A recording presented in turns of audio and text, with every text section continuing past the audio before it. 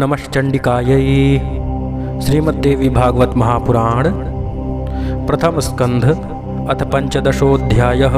श्रीशुक उवाच नाहं गृहं करिष्यामि दुःखदं सर्वदापितः वागुरासदृशं नित्यं बन्धनं सर्वदेहिनां धनचिन्तातुराणां हि क्व सुखं तात दृश्यते स्वजनैः खलु पीड्यन्ते निर्धना लोलुपा जनाः।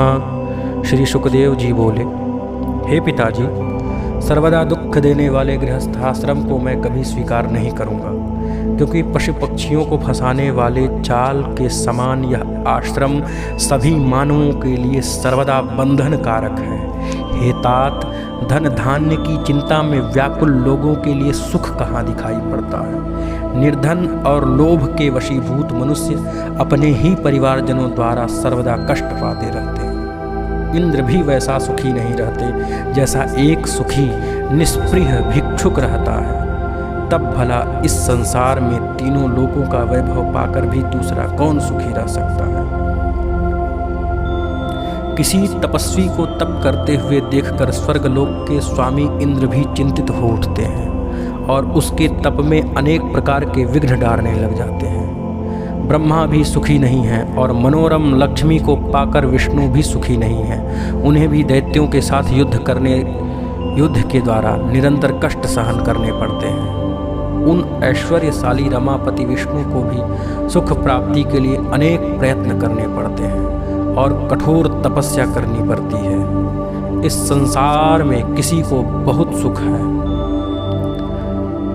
किसको है बताओ। ऐसा अगर हो किसी को तो बताने का कष्ट करें। भगवान शंकर भी सदैव दुखी रहते हैं, ऐसा मैं जानता हूँ, क्योंकि वे सदैव तपस्या करते हुए भी दैत्यों से युद्ध करते रहते हैं। हे तात, जब धनवान होते हुए भी लोभी मनुष्य कभी सुखपूर्वक सो नहीं पाता, तब भला निर्धन मनुष्य कैसे सुख पा सकता है। इसलिए हे महाभाग, यह जानते हुए भी आप अपने तेज से उत्पन्न पुत्र को दुखदायक और महाभयानक संसार में क्यों लगा रहे हैं।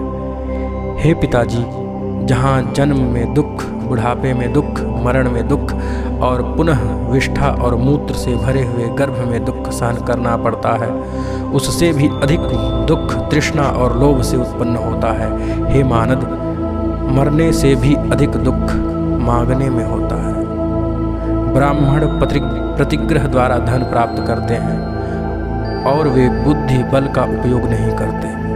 दूसरों के भरोसे पर रहना परम दुख कर है और अहर्निश मृत्यु के समान होता है। सभी वेद शास्त्रों का भली भांति अध्ययन करके भी विद्वानों को धनिकों के पास जाकर सब प्रकार से उनकी प्रशंसा करनी पड़ती है। केवल पेट के लिए कोई चिंता की बात नहीं है, उसे तो केवल पत्र फल एवं कंद मूल आदि से भी किसी प्रकार संतुष्ट किया जा सकता है, पेट भरा जा सकता है। लेकिन फिर भी धनिकों के समीप जाकर के इच्छाओं को पूर्ण करने का प्रयास करते हैं सब। हे पिताजी, भार्या, पुत्र, पौत्र आदि बड़े कुटुंब के पालन में तो अनेक कष्ट सहने पड़ते हैं। ऐसी दशा में गृहस्थ को सुख कहाँ। क्व सुखम पितरद्भुतम। इसलिए हे तात, मुझे दुखदायी ज्ञान शास्त्र और योग शास्त्र का उपदेश कीजिए, जो सुख को देने वाला हो। दुखदायी ज्ञान मत दीजिए। संपूर्ण कर्मकांड में मेरा मन नहीं लगता, अतः कर्म क्षय का कोई उपाय बताइए, जिससे संचित प्रारब्ध और क्रियमाण तीनों प्रकार के कर्म फल नष्ट हो जाएं। स्त्री जोंक के समान सदा पुरुष का रक्त चूसती है, जिससे बुद्धिहीन मनुष्य उसकी भावपूर्ण चेष्टाओं से मोहित होने के कारण समझ नहीं पाता।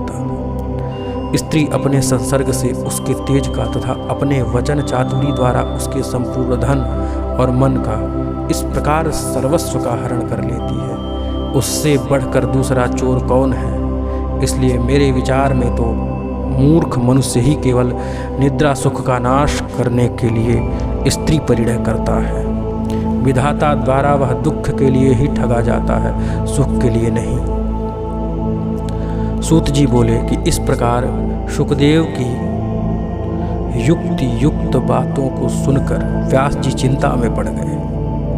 वे मन ही मन सोचने लगे, अब मैं क्या करूं। तत्पश्चात उनकी आंखों से दुख के आंसू बहने लगे, शरीर कांपने लगा और मन में ग्लानि होने लगी।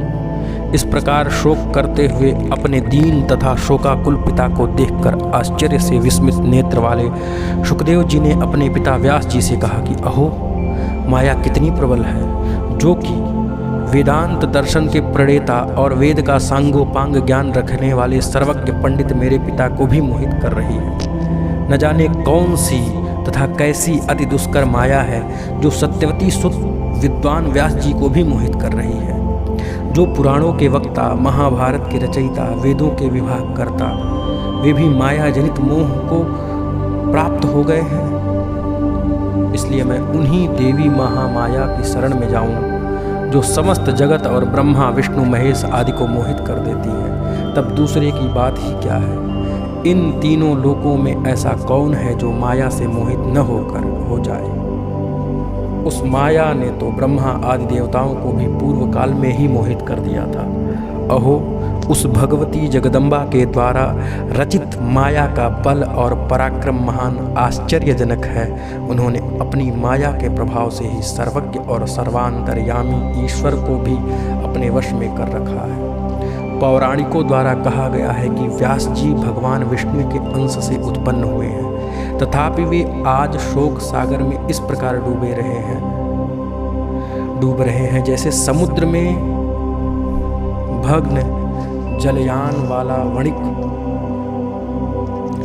आज वे भी माया के वशीभूत होकर एक साधारण व्यक्ति के समान आंसू बहा रहे हैं। अहो, माया बड़ी प्रबल है, जिसे बड़े बड़े विद्वान भी नहीं त्याग पाते। व्यास जी कौन है, मैं कौन हूँ, यह संसार क्या वस्तु है और यह कैसा ब्रह्म है। इस पांच भौतिक शरीर में पिता पुत्र की भावना कहाँ से आई।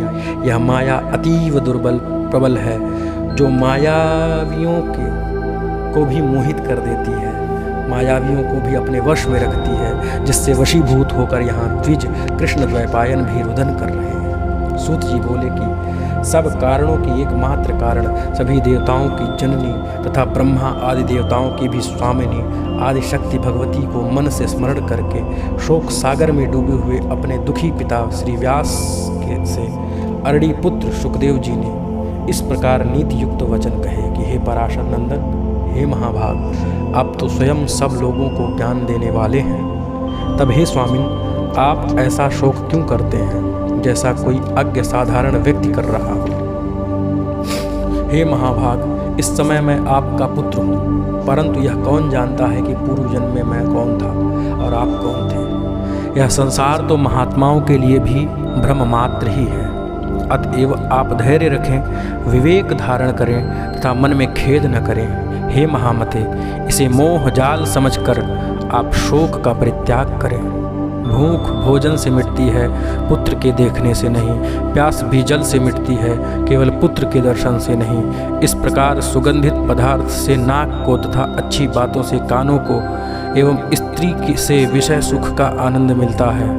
मैं आपका पुत्र हूँ, बताइए मैं आपके लिए क्या करूँ। किसी समय अजीगर्त नामक ब्राह्मण ने धन लेकर अपने पुत्र सुनहशेप को यज्ञ पशु के रूप में राजा हरिश्चंद्र के हाथ बेच दिया था। सुख का साधन केवल धन ही है, धन ही सुख की राशि है। अतः यदि आपको लोभ हो तो धन का संचय कीजिए। मैं आपका पुत्र हूँ, अतः आपके सुख के लिए मैं क्या करूँ। हे महामते, आप दैवज्ञ हैं, अतः हे मुने, आप मुझे अपनी बुद्धि से ऐसा ज्ञान दीजिए जिससे मैं गर्भवास जनित महान भय से मुक्त हो जाऊँ।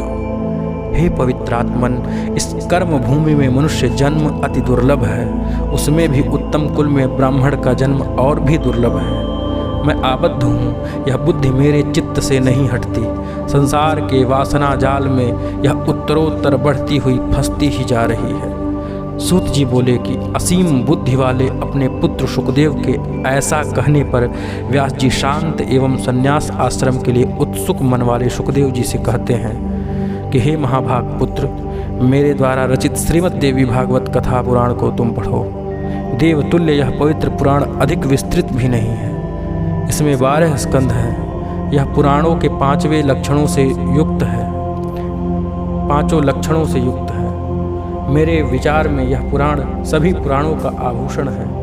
हेमते, जिस भागवत के सुनने मात्र से सत और असत वस्तुओं का यथार्थ ज्ञान हो जाता है उसे तुम पढ़ो। एक बार महाप्रलय के काल में वटपत्र पर शयन करते हुए बाल रूपधारी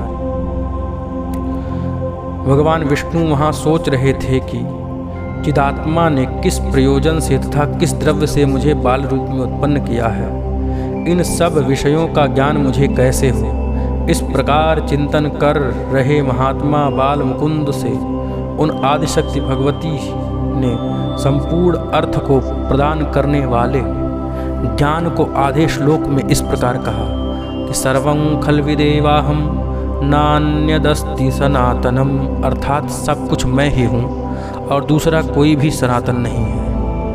यह सब बात पहले ही भगवान विष्णु के हृदय में उत्पन्न हुई थी, इसलिए अब वे सोचने लगे कि इस सत्य का वचन का उच्चारण किसने किया। इस कहने वाले को मैं तो जानूं, वह स्त्री है या पुरुष अथवा नपुंसक है। ऐसी चिंता वाले भगवान विष्णु ने भगवान भागवत को हृदय में धारण किया और उसी श्लोकार्ध में मन लगाए हुए वे बार बार उसका उच्चारण करने लगे। इस प्रकार वटपत्र पर सोए हुए वे भगवान विष्णु चिंतातुर हो उठे।